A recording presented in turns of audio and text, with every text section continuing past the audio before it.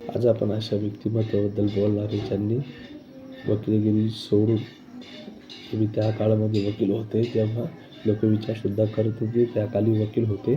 अनेक चांगले वकील होते. त्यांनी वकिलीगिरी सोडून अशा लोकांसाठी काम केले जे त्यांना डॉक्टरसुद्धा बघत नव्हते.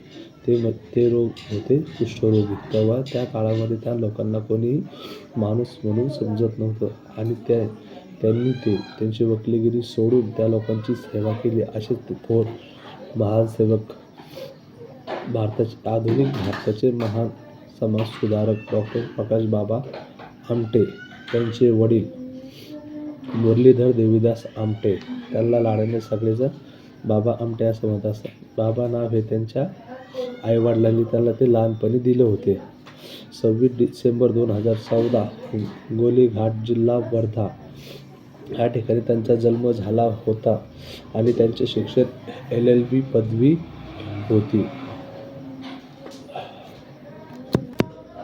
बाबा आमटेंनी सन 1949 रोजी कुष्ठरोग्यांसाठी एक संस्थेची स्थापना केली. त्यांचा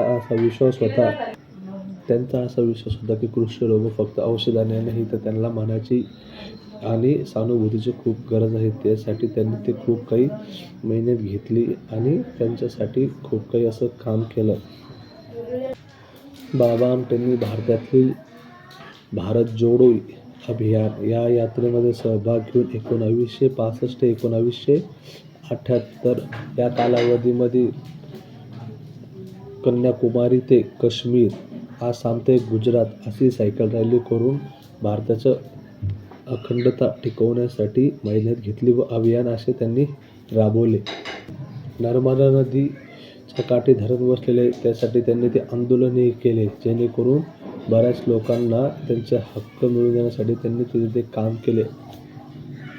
बाबा आमटेंनी असेच काम करत असल्याने सरकारचे लक्ष आले. त्यांना बरेच काही राष्ट्रीय व आंतरराष्ट्रीय पुरस्कार मिळाले. त्यापैकी एक आहे भारतातील पद्मश्री अवॉर्ड. ते त्यांना मिळाला 1971 मध्ये. त्याच्यानंतर पद्मविभूषण मिळाला त्यांना 1986 मध्ये व आशियाचा नोबेल मानला जातो तोही पुरस्कार त्यांना मिळाला 1970.